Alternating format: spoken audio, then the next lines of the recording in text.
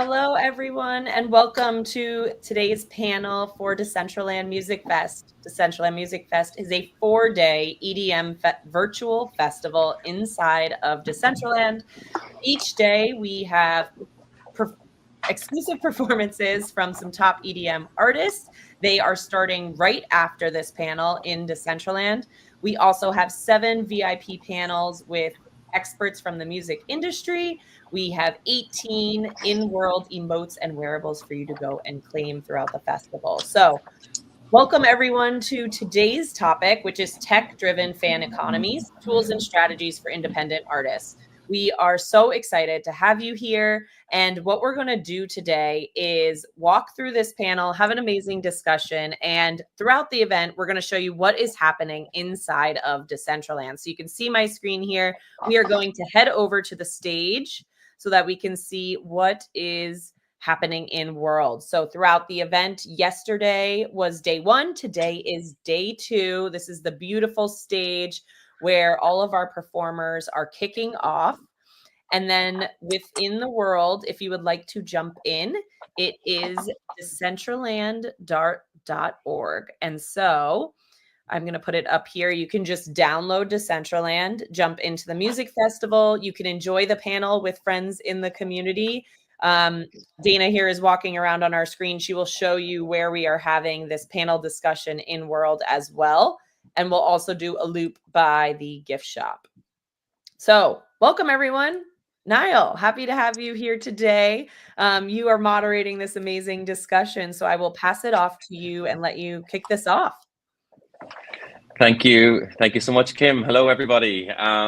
Yeah, what a week to be alive in this world of kind of like, you know, a tech-driven fan economies. We've had Spotify drop some news on what their thoughts are and on what their plans are for a super premium model going forward. We had Universal Music do their big annual tech conference here in Barcelona actually this week. They also dropped a lot of hints about what they're going to be looking at around kind of like, you know, the super fan and deluxe subscriptions. So yeah, it's a good week to get into this. So with that, I'll introduce myself. Obviously, my name is Niall Doorley. I'm the founder and director of the Future Music Forum Barcelona, which is essentially a music tech event that's been running here for the last 14 years. Worked a lot across the industry in distribution, artist management, live. Currently, I am head of business development for MIDiA Research, who are a cross-entertainment consulting, insights and analytics company. I'll actually be taking a lot of kind of quotes, let's say, and stats from a lot of the reports to kind of like, you know, back up a lot of what we're saying here.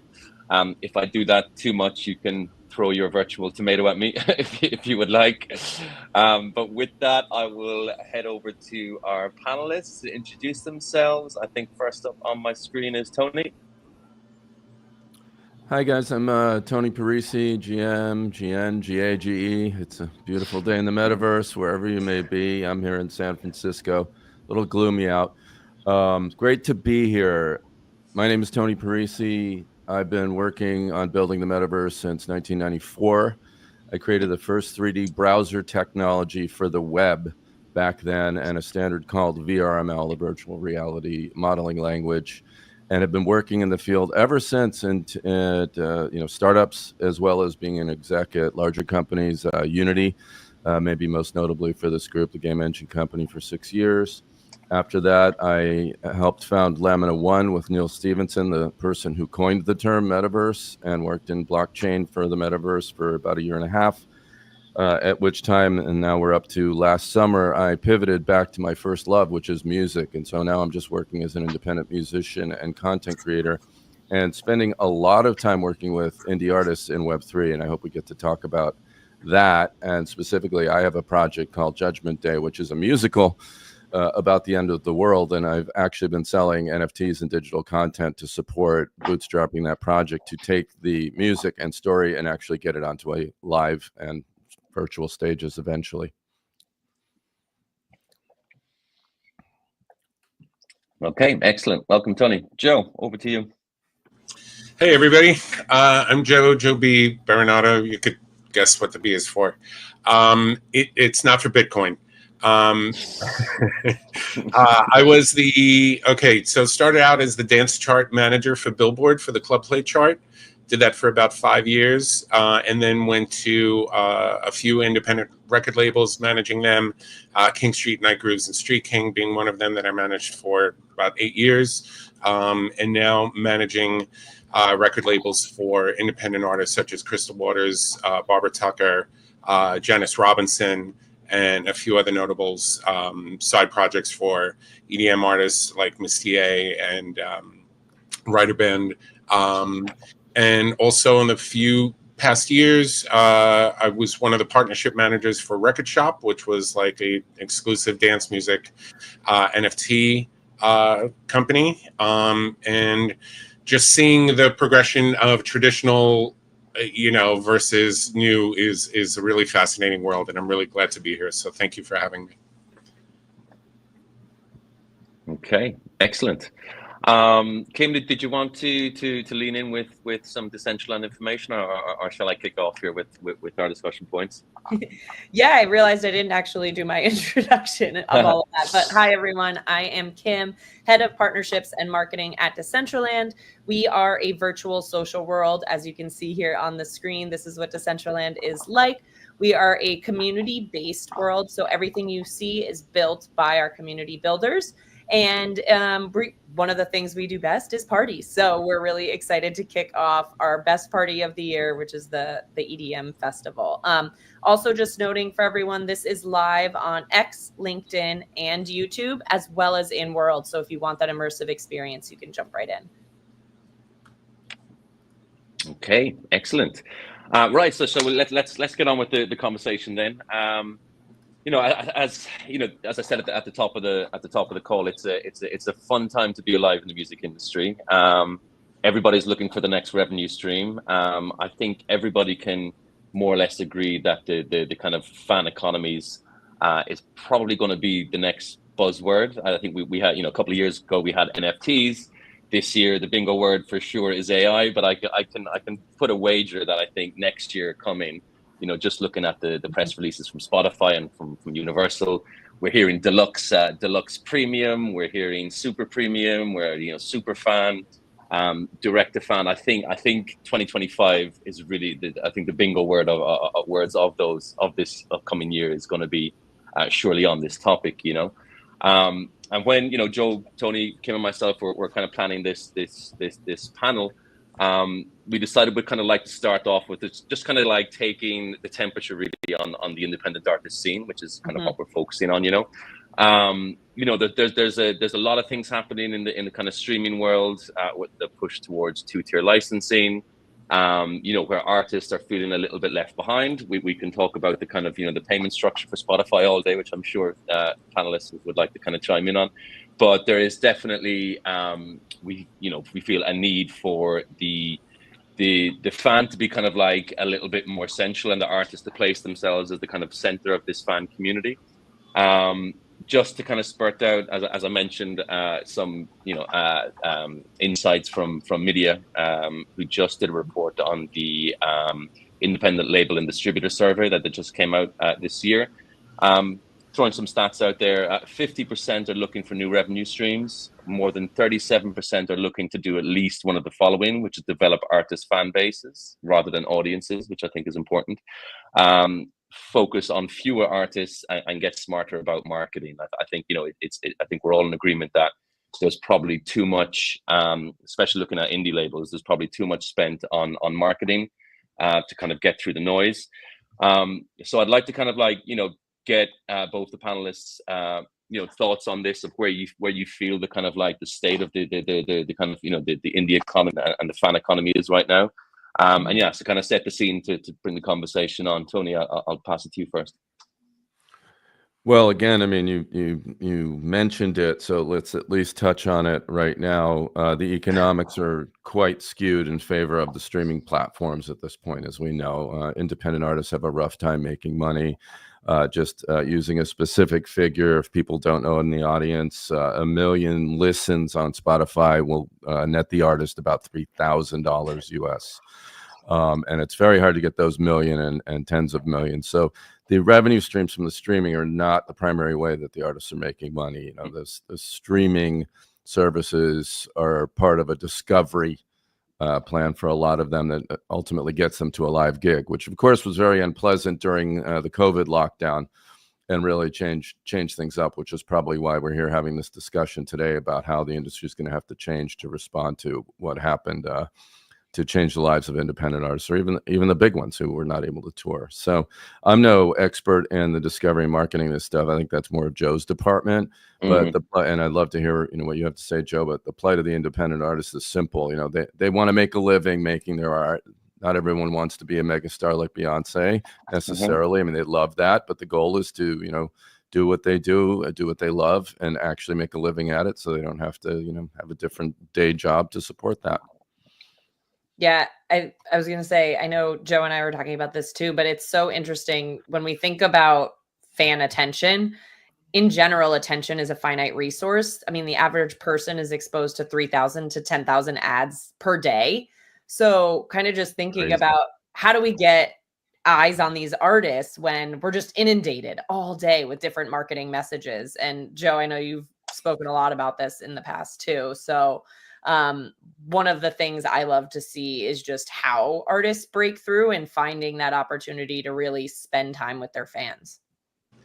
Yeah, I mean, a really great way to keep, you know, the attention on the artists is through the releases. And for so long, I know that we discussed this before, that releases were merely a gateway to performances, which was the way they were going to make their money.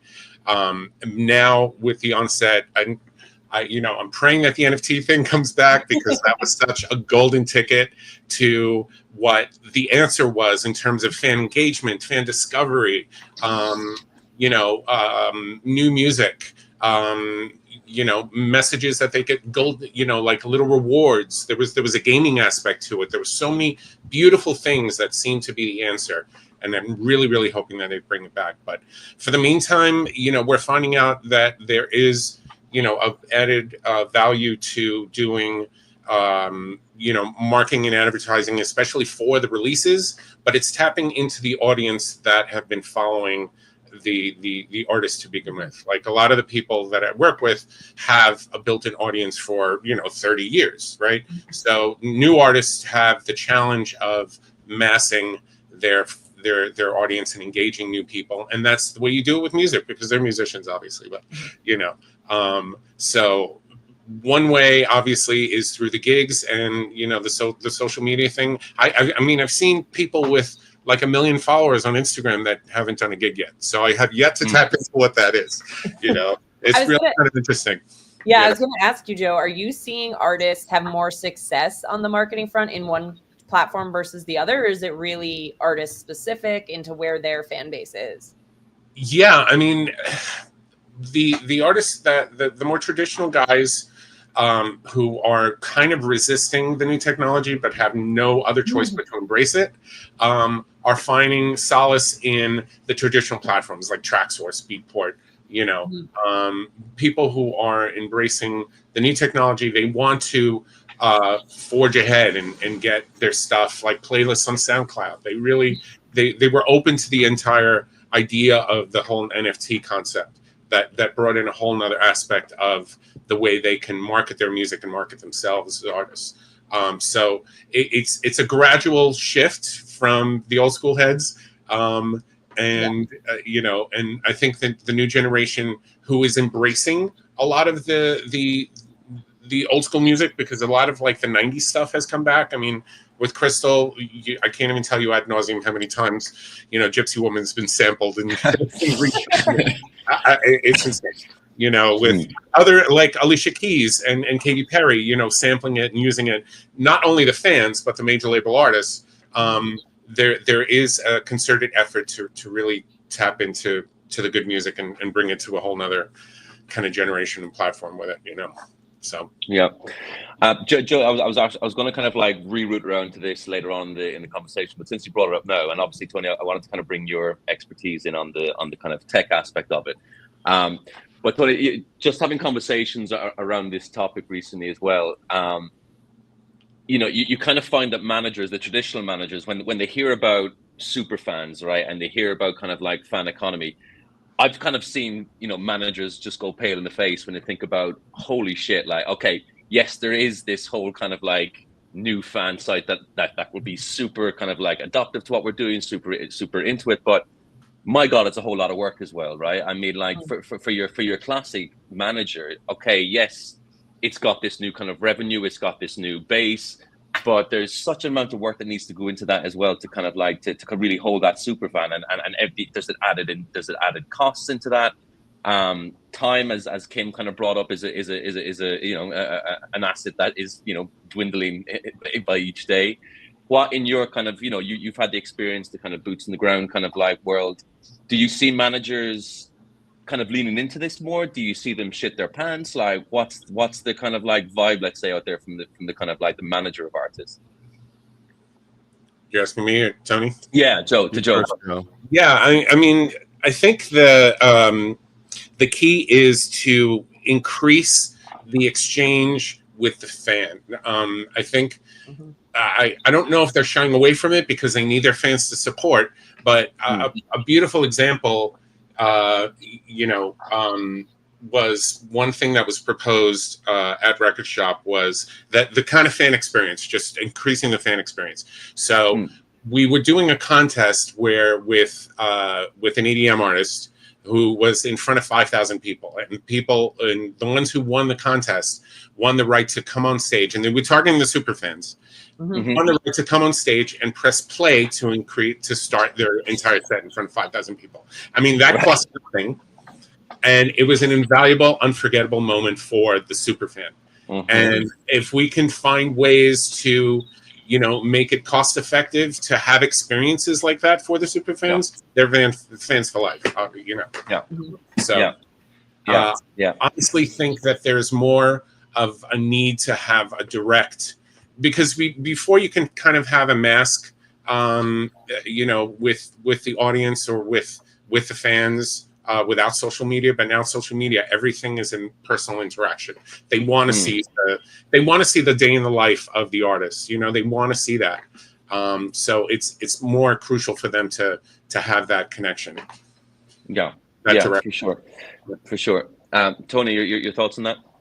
I mean, we opened that particular thread talking about managers as well, and sort of dealing with new tech, right? And so I think, first of all, you can't paint managers with one broad brush.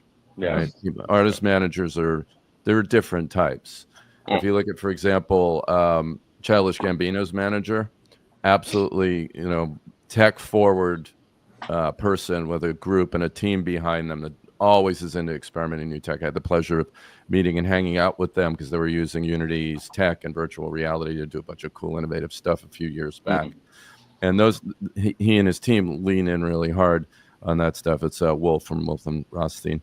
But other managers are just looking at their financial portfolio, and if they're managing big acts, that's what they care about. And then there's sort of rank and file for independent artists, I think, who are probably a bunch of different types of personalities too. I'd have to probably say, if you were going to stereotype, a majority of them would not be tech savvy and lean in on tech.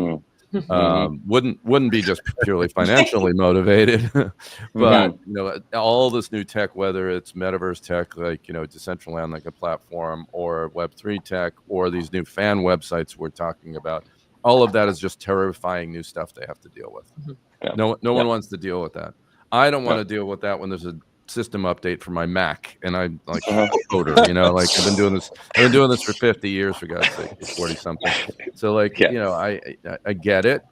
And so I think, and maybe we'll circle back around to this when we talk more, specifically around Web3. I think younger artists are there's already a manager hostility, hostile vibe happening from a lot of the newer artists, but folks who've been in the business for a while and they've relied on managers, I think they have to have very frank conversations with the people they're working with and make sure that they are pulling out all the stops for them in this new world and taking advantage of all this new technology. But again, it's easier said than done because new tech is really scary to people.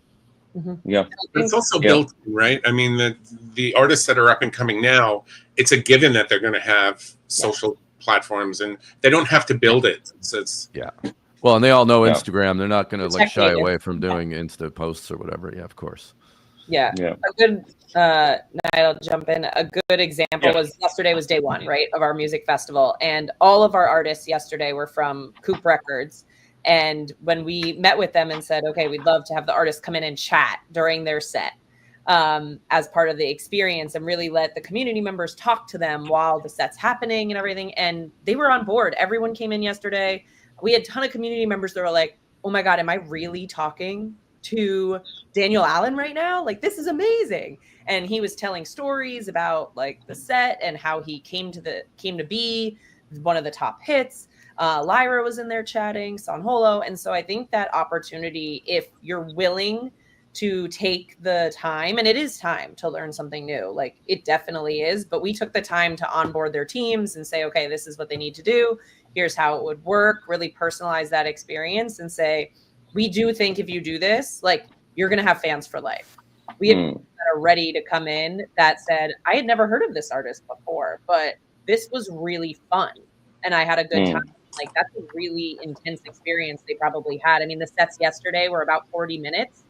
So you had a 40-minute set, plus you probably talked to them for 10 minutes. They were going back and forth in the conversation. But like, that's something you can't do in the physical world either. Like you can't ask questions about the set while it's happening. It was just a lot of fun to be able to do that in a new way. And I just got to say, my feeling is like so Cooper and these guys, they're leaning in. And a lot of the indie artists are going to come. The artists want this stuff. And especially, again, the newer ones on the scene. They're going to try anything. They're digital natives, to Joe's point, of course. But I think all this stuff around these newer fan sites and what the majors are going to try to do here, and even stunts like Joe mentioned about, getting up there and being able to hit play. Yeah, that's cool. I mean, a great thrill, to be, there up on stage with your artists.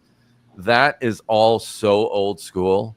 Like that is the industry trying to catch up, and they're already 15 years behind. So it's going to be really interesting to see what happens in the next 3 to 5 years as the folks on the ground, the artists on the ground, are already directly connecting with their fans in a bunch of ways that we're going to talk about, I'm sure, in addition to the ones we mentioned. And so I don't think it's going to. I think it's going to be a kind of really radical step change in the next few years, and folks aren't going to see what's coming in these worlds, which is going to spell even more interesting trouble for all the majors and the streamers. I mean, not to say, I mean, Spotify's doing great with what they're doing. I have my misgivings and gripes, but in terms of that business model, but they're making the right moves they need to make. But they're in a certain position, I'm saying, whereas all the innovation's happening elsewhere. It's all this new stuff. It's what we're doing here. It's what's happening with the newer platforms and new forms of engagement. So it'll be really interesting to see how the outside world catches up with this. I mean, Joe, does that resonate with you? Do you feel that too? That it's like, oh my God, we can't move fast enough. The traditional world, right? Can't catch not up. at all. It's going at breakneck speeds. And what I was going to say to your point about digital natives, one fascinating experience that I had with talking to one of the people I used to work with, Record Shop, their daughter, a Gen Alpha, was obsessed with this artist, and who shall remain nameless, but wanted to be a super fan, and they had the opportunity to meet them in real life, right? So she preferred that they follow her on Instagram than actually meeting her in real life. Which was absolutely like mind-blowing. Like, you trip over yourself to meet them in real life, but they were like, no, I'd rather have them just meet me, follow me on Instagram, which is like, I guess, a product of the digital native. It's amazing. Mind-blowing. It is. It's absolutely crazy. But it's amazing. Yeah. Tony, just coming back to what you mentioned about the kind of, let's say, the new technology. Anytime I kind of look at or do any bit of research when it comes to fan engagement and super fans, I obviously kind of look east towards Korea and what everyone, what they've been doing over there with Hype, with the is it Weverse, the super app that they have. Can you, in your experience up to date, and you're kind of knee deep in this right now, what are your kind of like thoughts on technology, let's say, and the leveraging of technology, and how we can leverage that for what everybody wants in the end is monetization and kind of, greater revenue streams, let's say. What are you experiencing right now? What can you kind of like, a little peek behind the curtain about what's happening technology wise, monetization wise? Well, just in first off, in the same breath, you mentioned something I feel very comfortable talking about, and then something I don't. And the something I don't is everything going on in Asia. They're mobile first. There's a lot going on there. If anybody has any insights on how that's done over there, great. That is not my world. And that's I don't even think they think about fan engagement. They just do it, right? So it's different there, and I'd love it if anybody has any insights on that. What I am very comfortable with has been being in the trenches the last few years with a lot of independent artists using newer tools. And the newer tools that I'm seeing that are really, really working for independent music artists, very niche though still, would be getting together on X Spaces. That's how they meet now. Like that's changing right now because the algorithm's gone sideways for reasons that are beyond the scope of this talk. But that was over the last couple of years. That was the way people got together. They found each other. I started looking around at who was doing anything with music and NFTs because I was already buying visual NFTs, and I knew I was going to make this plunge into my own music. And 2.5 years ago, discovered a small group of folks who started tweeting about it, and we just started talking. And then it's like, oh, you're going to South by Southwest, let's meet. And then then we started collecting each other's music and became friends. And some of these people have become breakout artists. I'll give you some figures in a second on the monetization side. But they met in Twitter. They start and Spaces specifically. They started doing live audio, sharing music. Imagine being able to basically do an open mic night. They would share their music. They play a concert, but then they invite other folks up to stage. And as long as you turn your noise cancellation off, you get your background stuff on and wide spectrum mode on your mic. You can play guitar, piano. I can play you stuff here, and you'd hear it in the Twitter space. And amazing magic moments that were like coffee house moments of a few hundred people in a Twitter space were happening. But the artists doing that were building communities of hundreds to small thousands of loyal, what you call now super fans, who became collectors of NFTs. They started launching NFTs around their music. So they take a piece of their music, digital music, marry it up with a piece of visual art, and sometimes that would be a generated piece where it's randomized. So like a PFP collection, like a Bored Ape, you don't know what you're going to get when you hit mint. And so there was some gamification. I think, Joe, you mentioned this earlier. There's some gamified aspects to collecting these things. And some of these collections have market value in the millions of dollars now. And the artists have been doing really, really well. I'll just drop a few names. Violetta Zeroni, an amazing Italian singer-songwriter. She's like a throwback to the 1950s or 60s. She does jazz, and she plays her classical guitar. Her kind of music would never get discovered on a streaming service. She found her fans. She found her audience. She's doing really well now. And her two collections, her two big ones, have grossed over $2 million US in primary and secondary sales. And she's gotten a lot of that revenue. She's done really well. She shared it with a dev. A lot of this is secondary sales, but back when OpenSea was actually still doing creator royalties, she was getting 10% on the back end, even of the secondary market sales. She has moved on, and she's doing things now using Bitcoin ordinals, which is Bitcoin's sort of version of doing digital collectibles. And there's other blockchains, Solana, and other ones that have the equivalent of NFTs. And Violetta, who's been doing all of these milestones in this industry for a while, just sold a song for a Bitcoin. And I was back when a Bitcoin, like she auctioned off a song and someone bought one song. And I'm not talking, by the way, just for the audience's benefit. She didn't sell any IP rights. This is not one of those things where, some, pencil neck's going to come along and go, neen, like, oh, do I get the IP rights for that? Am I getting royalties every time someone listens? It's just the song. It's literally the audio, which is small, low-res audio because the Bitcoin blockchain, it's very expensive, and a simple little graphic. And she auctioned that off, and someone paid a Bitcoin for that and won the auction, which is now, of course, worth nearly 98,000-ish right now in US. I got my live chart over here on the other screen. So that was pretty wild. Now, Violetta's a bit of a blip and an outlier. She's an extreme case, but there's lots of other indie musicians who have been able to generate tens, if not low hundreds of thousands of dollars from their fan bases selling these NFTs. So effectively, making the living you need to make as an independent musician. I mean, numbering, I'd say, probably in the few dozens of people who've been able to make a go at this. There's been hundreds of musicians who've tried this. There's lots of reasons why they might not get as much revenue as some of these other artists, which we'll then get back to. I'm sure, Joe, as you're familiar with, the grind, which is these people work night and day.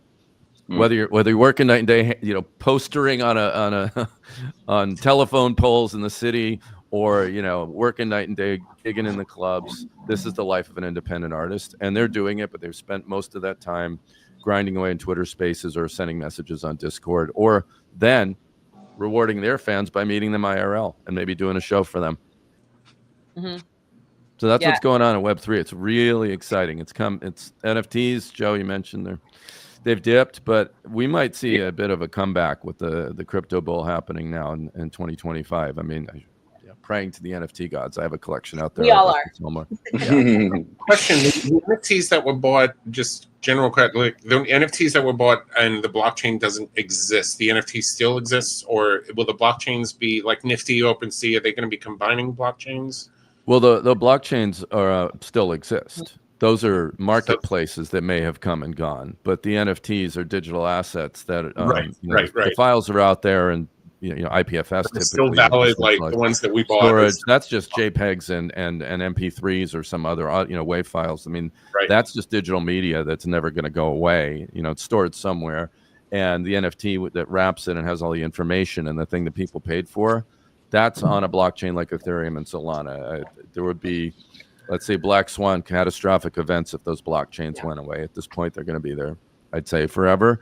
Of course, the marketplaces come and go. Those are effectively just websites and communities of people who trade, and they have their own rules on top of whatever's going on in those blockchains. But yeah, if you've got an Ethereum NFT you bought from someone, whether it's a Bored Ape or My Music or Violetta's, that's not going to go anywhere. Yeah, I think to add on to that, Tony, what we're seeing in World 2 is like if Violetta, for example, if you're holding her NFT, there's a lot of stuff you could do with that now in emerging tech of like saying, okay, because someone is a super fan and they hold my NFT, that can unlock a ton of opportunity and experience. An example is like in a digital world, maybe you have a VIP area that the only way to get in is it's token gated and they get to have a live meet and greet virtually. Or it could be we airdrop wearables or anything, a new set to your wallet. Or a token gated live stream event, right? A live stream event. Yeah. Like it could be like you must hold this in your wallet and it'll unlock the access. And so just thinking about all of those unique opportunities for people. Last night in the San Holo set, if you were at the event last night, you got this exclusive San Holo hat that you can now wear in Decentraland, and there's a whipped cream jacket and like all of this stuff. And if you own that, you can also sell it as a fan, or we expect most people will keep those because they're super exclusive and fun and you're a fan and you want to say you have them. But I think that idea of like the economy as not just for the artist, but the fans too, and having some of that stuff on the blockchain of I own Violetta's set, I'm really into her, I can prove I own it. And maybe you want to pass it down because your kid gets super excited and you want to like transfer the rights. It's just like there's so many opportunities there that are kind of lost in the traditional world in terms of what you can do with the asset and what it can unlock for you. My favorite music NFT experience, it was not a music NFT. It was actually a PFP collection, but because I held that NFT, I got to go to an exclusive in real life concert, acoustic version with Kesha in New York City. Wow. And it was like me, 100 people max. It was super small, super exclusive. It was in a really old school temple in New York. And it was just like, I was a fan for life. It was the coolest thing I've ever seen. And all I had to do was show my NFT at the door, and that's verifiable. And you couldn't buy tickets to it. It was not possible. You had to own the NFT. And I think unlocking that fan experience of saying, because I can prove I'm a super fan, I bought it early, or I held it for 3 years, whatever it may be, really unlocks so many cool one-on-one things that these artists can do. And I know some of them are super leaning into it, but I think getting more of the stories out there of what's possible, they'll be more eager to learn as well. If you don't mind, gang, I'd like to share one of those about my own project, just so people know what I'm up to, right? So I think I mentioned it's a musical. And so what I had done is I had released a concept album back in early 2023. And then in the summer of last year, I started releasing drops for my NFT collection. And that bunch of rules to the drops, but basically the first one was 100 editions of the first song from the record. It's going to be 1,000 edition NFT when they're all dropped. I'm in the midst of the second drop now, 400 songs, 400 NFTs, 4 songs.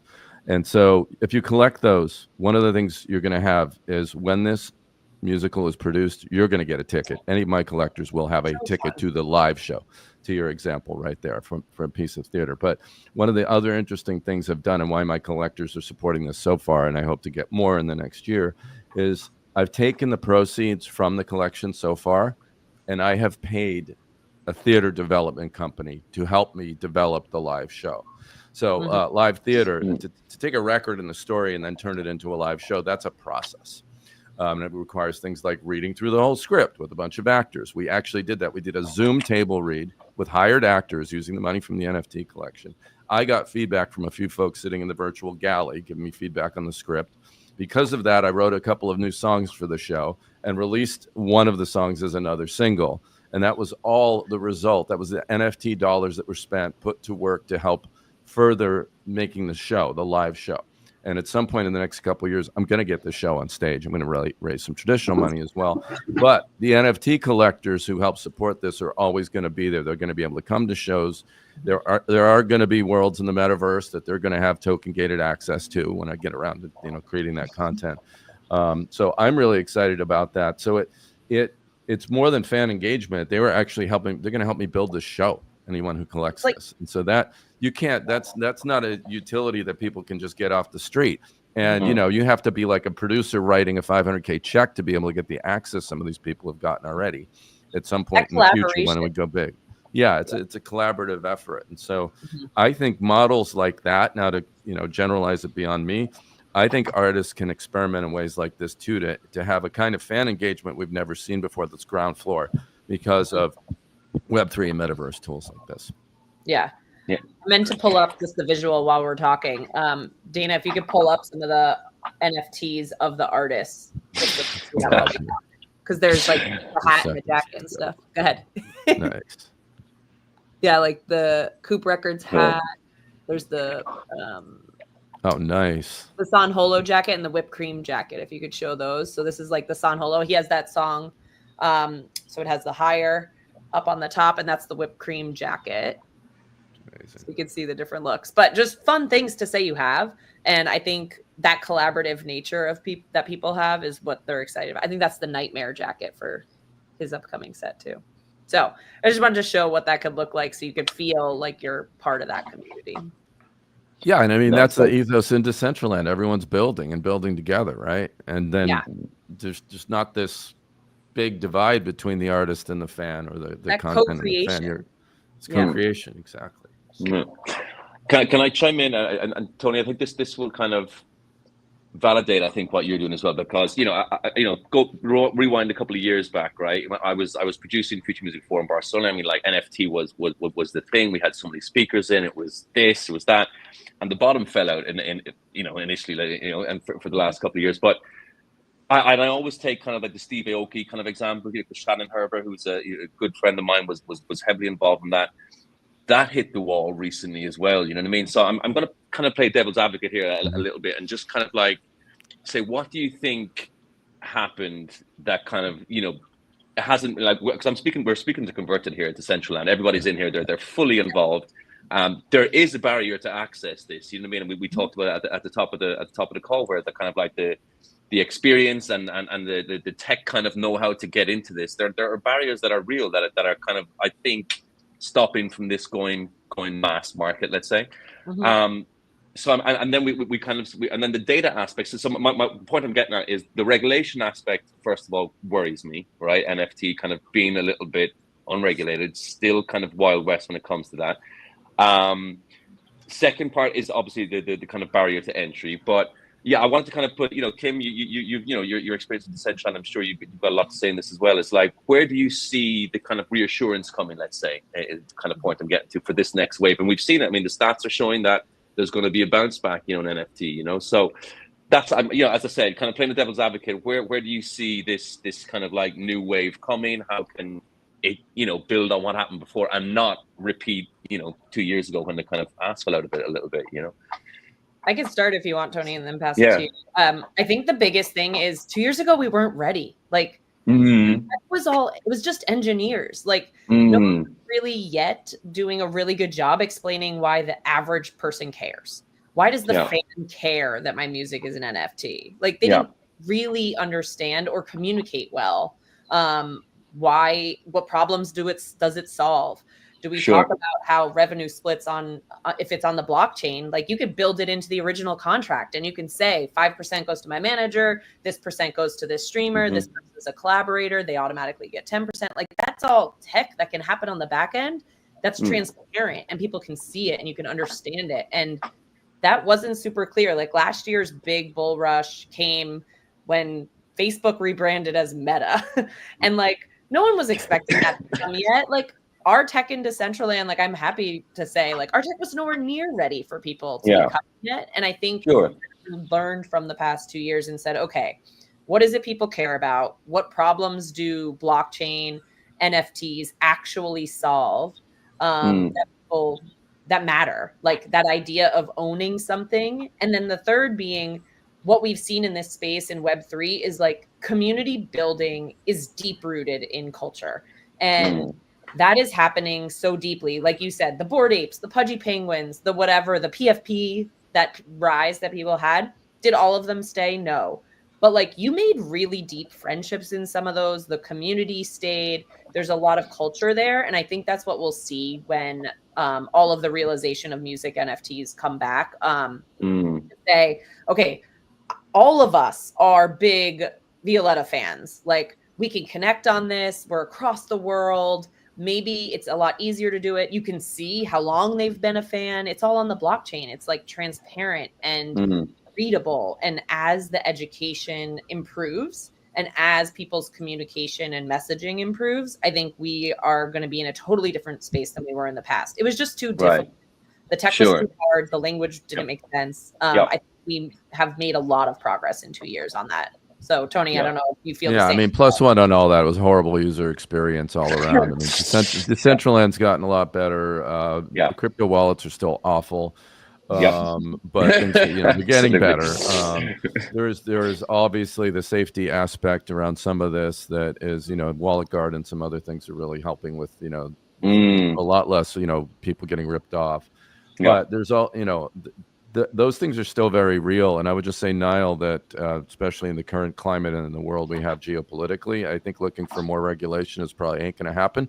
So I think people need to really get ready with their surfboards on this stuff. I don't think that's going to get any better. But I think there's also an additional aspect when it comes to NFTs. When you look at the PFP NFTs, which are the dominant ones, there's really several groups of NFTs. There's folks who get in the PFP collectibles business to try and make money and flip, looking for bigger fools, the whole market dynamics around that. Even for projects that promise utility, they almost never deliver it.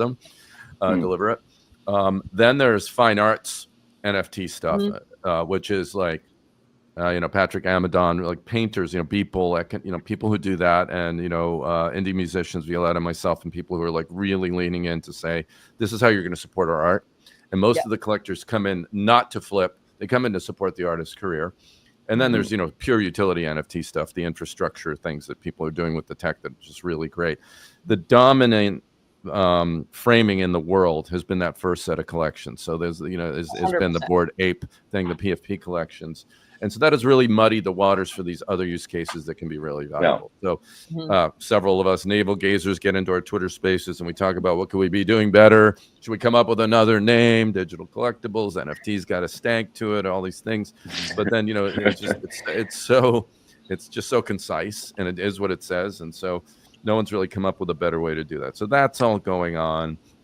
And then, there are platforms evolving too to try and support artists, but they end up going the way of Silicon Valley startups because they're venture funded and they don't really help the artists either. They're just going for scale.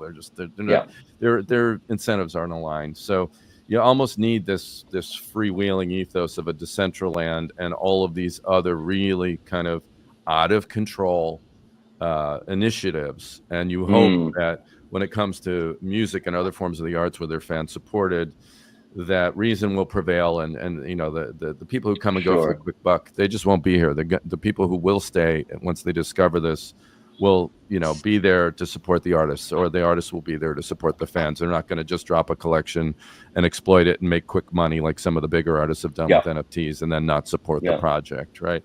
So you hope that's what's going to happen over on the art side of this, but we'll see. So yeah, I think financially we'll see some tailwind and a comeback just because money needs to be spent over in Ethereum land again next year, I think. But in particular Ethereum, but most of the blockchains. But everything you cited is really real, and we've had a backlash because of it, a perception backlash as well. So maybe some reframing and some new marketing terms are needed too. What do you think, Joe? Do you think NFTs are just permanently tainted over, in the public mind, or do you think everyone's going to forget as soon as the good times are here? So many people, I can't tell you how many people were like, "I told you so" about it. Always. I was trying to, thinking about, how to convince them that much in the way of the initial internet bubble burst, this was going to come back in a huge way, because it's the answer. It's the answer to so many things to make musical commerce work that is not traditional. And the kids that are growing up, you're talking about digital natives, the kids that are growing up with video games, they're growing up in a digital world. This is the future of what's going to happen, whether we like it or not. And they're going to find out. I'm all about just read about it and find out. You're going to read about it. The faith there, I got to keep telling people to just keep hope. It seems smoke and mirrors. I've even seen people on social media being like, "Oh, you notice that all the NFT people are very quiet right now with the bubble burst." And I'm like, you know what? Screw you, bitch. Screw you. Well, so Joe, how do you navigate that, Joe? Because I mean, this is your job. Is like you want to lean in on some of this stuff, but you have to be very, very careful with your brands and your artists you're helping, right? Indeed. And a lot of the people that I worked with at Record Shop, I mean, part of my job at Record Shop as partnership manager was to kind of like be the hunter and to go out there and try to convince all of the artists, from Monique Bingham to Crystal Waters to Todd Terry came in, all of these really traditional artists that were looking for substitute revenue streams, especially during the pandemic, where their gigs were minimal, have been able to make a concerted revenue from them. But then afterwards, they're kind of stuck, but I keep telling them to just have faith that it'll come back and prove to the naysayers. That's what I'm trying to do, because it just made sense. I wasn't a snake oil salesman. I was just really believing in the concept of what NFT brought to a whole nother level. And it just made sense. So I was going off of what made sense. Joe, I think as like from the marketing side too, I always reference I don't know if you've ever seen this, but it was circulating a while during the NFT craze, is when credit cards came out. And no one would use them because they didn't understand. There's this Burger King news segment. Have you guys seen this? Do you know what I'm talking about? In like the 80s, I want to say it was like 80s. Someone was like, the first credit card ever used to buy a Whopper, and everyone was like, this is a terrible idea. Why would you not have cash? Like, this makes sense. I've seen this. It's an amazing news segment where you look back and you're like, those people were ridiculous. Like, of course you didn't want to carry cash. But like looking at it now to say, okay, in 10 years, what are we going to look back and be like, that's ridiculous. Of course you would put it on the blockchain. Of course you would have money that can be transferred instantaneous. Of course you wouldn't have to wait for business hours, 3 days for your banks to wire. Like, that makes no sense. But it's looking back and saying like, okay, we're in the early adopters curve. To get to the mass adopters curve, you need so many early adopters to win. And there's always going to be bad actors in any new technology. There's credit card scammers. There's all of this stuff. And you just need more wins than losses over time. But the tech will speak for itself over time. So I always use the credit card example of like, you don't know how a credit card works, but it made your life better over time. And financially, it moved the economy. So in 10 years, are we going to look back and be like, oh yeah, smart contracts, this Bitcoin, Ethereum, all of these blockchains helped move all the global economy better, because it's not going to make it stick in one country. And your fan base may be in South Africa, but you're performing in Europe. How can you reach them in a way that makes sense in a one-day transaction? Yeah. And I just to kind of build on that point, Kim, I think, how far we've come kind of in the tech industry, like, you know, specifically looking at streaming. I think the behavior of consumers when it comes to streaming is helping what we're speaking about. You know, it's driving that fan engagement, because, you know, Spotify is very web 1.0, you know what I mean? It's static, you can't get involved, there's no engagement, you know. So it's funny, like the what we've come to this point. I think streaming has had a huge kind of impact in buyer behavior, especially around music, and that's pushing them towards what we're talking about, you know. And it's actually something, Joe, I wanted to kind of put on to you about the kind of the cultivation then of fandom, you know what I mean? Because you're dealing with kind of like very artist first kind of thing. Well, and specifically too, Joe, it's funny because, you know, when I went to your gig in ADE just a couple of weeks back and seen all these, like, you know, like Barbara Tucker and all these kind of like classics, you know, legends of the game. And I kind of wondered, like, how you play this kind of cultivation of fandom from a different demographic. I mean, like, you know, I mean, maybe you could tell me better, but how is the audience knowledge of Barbara Tucker kind of like catalog within Bulldog that evening? I don't know. You could maybe tell me better. So I do kind of find that gap, let's say, interesting around cultivation of fandom, looking at kind of like artists that you work with and how you kind of like mesh that together, you know? Yeah, well, specific to that Bulldog gig, that was actually produced by Georgia Porgy from Music Plant in Chicago. So she was like a guest singer, vis-a-vis the 7,000 person arena at the Brooklyn Navy Yard that she did a couple of weeks ago for Honey Dijon, which was absolutely massive. Wow. So and you know, the Katy Perry the Kanye West sampling her Deep Inside record, that kind of brought acknowledgement to the records that she's done before. So people hear that in pop music or on the radio, and they, you know, the ones who are a little bit more inclined to figure out where that came from, they go and they find out that you know, it was Beautiful People, or if it was Deep Inside, it was, you know. And then she talks about it, you know, on panels. She you know, she performs it. That's her big record to perform live, that and Most Precious Love. And there are a lot of new school DJs that know that sample, either from hearing it on the radio or hearing it in clubs or hearing it throughout the years sampled, and they just become fans. And there's a whole new generation of Barbara Tucker and Crystal Waters fans that I'm so grateful for, because they love it. And, you know, it's amazing. It's wonderful. You know, they're still doing off a song that came out now 31 years ago. Crazy. You know what I mean? And it's still fresh in their ears because they're discovering it as new. You know, whether it be the original or in the new form, because somebody turned them onto it. You know. And do you have discussions, Joe, with, you know, with these kind of legacy artists about NFT world? I mean, how's the reaction to it? How's the kind of like, how's their, yeah, I mean, it depends on their mindset, because some people can't wrap their heads around anything that they can't physically touch, and they can't understand why something that's digital will have value. You know, when you can't, it's just an MP3. It's just, you know, it's just a JPEG, or it's just a little video clip. Whereas some other artists are really diving in head first to try to find out how, A, to increase the revenue source, because this is their livelihood. And B, if they're getting older and they don't want to rely always on having to be on the road, which is exhausting, this is a viable revenue source that makes up for the dismal sales of dismal numbers of streaming and sales. So some people are really afraid of it because, like, as you said, it was the Wild Wild West and they don't know how to grasp it. But others are fully immersed in it, and they're like, yes. It's fabulous because they can create little video messages. They can you know, engage with their artists that are finally engaged with their fans that are finally getting something back. You know, like the video message and the NFT that we did at Record Shop was part of like the card, because they sold it in cards, right? And it just seemed a lot more of an interactive experience with the fan that they were looking for, that they can't get from buying a digital MP3.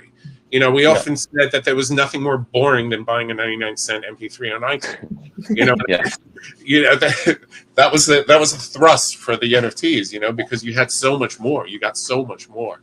Joe, I have a question on that. Do the artists tend to appreciate the idea of it being like a collectible in that way too? Not just like, oh, when you say like, what is the value of the NFT? It's just an MP3 or another asset. Like, do they understand that value of like an artist sometimes just want to has an authenticated collectible, or does that not come up as much in your conversations? I think it was easier to explain the collectible when we presented it as a collection.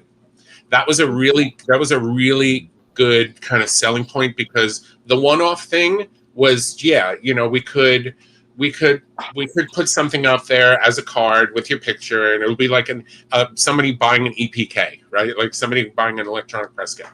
The second that we presented it as some sort of collection where they could maybe unlock a free guest list ticket after they bought like 5 of them, or they saw a like a chronological evolution of, you know, their early stuff, you know, working up to their new stuff. Once we presented it as a collection, they were a lot more in tune with it, because they saw kind of like an end game, you know, and not just, No. Just very on time as well, Kim. How are we doing? Do we have questions from the audience? It'd be great to hear, you know, what people are thinking about this. Or is there a log maybe? I'm not sure. Looking back, I don't know, Dana or Bay, if we have any questions. I'm gonna. Or are they all just dancing? Is everyone just dancing? Everyone's dancing in World, definitely. I'm seeing comments like great panel. This is so interesting, like that kind of stuff definitely coming in. I saw a comment, Deadmau5 did something like that. This was a while ago. So Deadmau5 did something like this. NFT Head 5 holders. He had a virtual meet and greet, and the NFT artist. This was so cool, getting you into some of his concerts. So I saw some of that coming in. People want to know what normies would say. How do we onboard normies to the music NFT? This is it.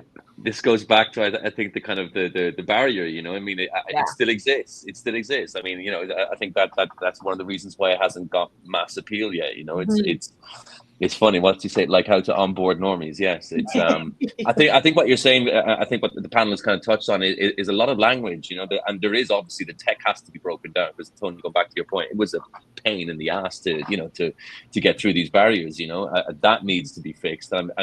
I was just reading actually today on the Universal announcement about what they're doing. I think they said they had like 132 direct-to-fan platforms already set up. So, you know, it's becoming a thing now. You know what I mean? So I think that kind of barrier to entry will be reduced as well. You know, greatly. I would say, I mean, there's all kinds of. I have a quick answer to that, which is a non-answer, but I think a piece of it is understanding the story, the plight of the artists right now. If fans knew that they could better support artists through means like this, that's step one. And then they're engaged, and then they might actually go through all the bother of all the nonsense right now, the friction that they have to overcome. But a lot of people don't understand that. What they are familiar with now over the last 15-ish years is, I get all the music I want for like free or $10 a month. Yeah. They don't understand what the economics of this are, and if more of them were aware, they would lean in and support their artists they love better, right? So that's step one. I don't know where you take it from there, though. Yeah, Tony, I think though to do that, we can't make them be bridging crypto, trying to get new wallets. Like it needs to be like use a credit card, and it all happens on the back end. Right. That's what we do on the Decentraland store. Like you don't need crypto, just credit card, and then on the back end, all the blockchain. Yeah, I mean, my NFT collections don't require a wallet anymore either. Exactly. Yeah. I mean, it's all bridging technology. You need to do that. Yeah. Totally. Yeah. You want to say, Joe? No, I was going to say what I loved about the concept of the NFT is that the consumer gained possession of the music anymore. It wasn't it wasn't just the DJ that would go to Traxsource or Beatport to buy a record. The NFT created a sense of possession where if people were just so happy with just streaming it and having access to the music and didn't really feel a need to possess it, now they have an actual way to actually have it. Yeah.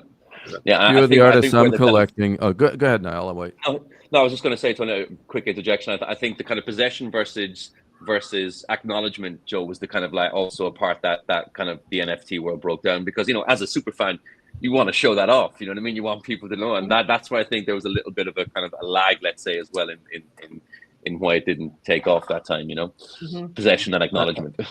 I was simply going to add, there's a phygital component to some of this. So some of the artists like Violetta and Reyesla and a few that I collect, if you collect the right NFTs or enough, they will send you vinyl.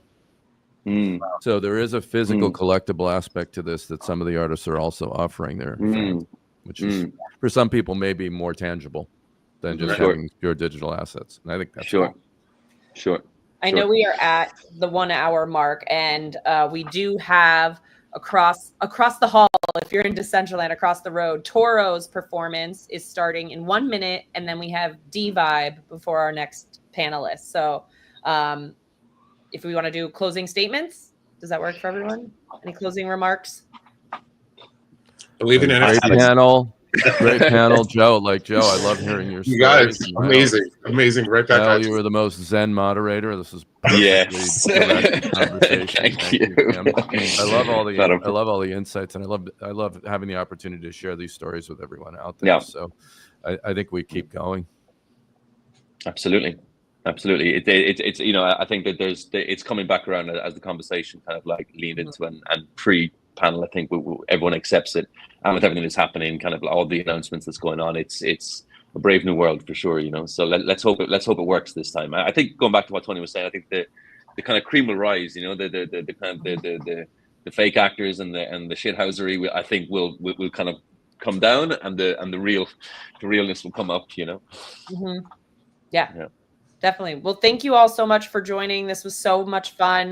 This was our first panel today. We are in day 2 of Decentraland Music Festival, a 4-day EDM event. If you'd like to participate and jump in, there's exclusive sets happening for the next like 8 hours. So jump on in, download Decentraland, and we will see you all in World. Thank you so much for joining, everyone. We appreciate you coming by. See you soon. Bye.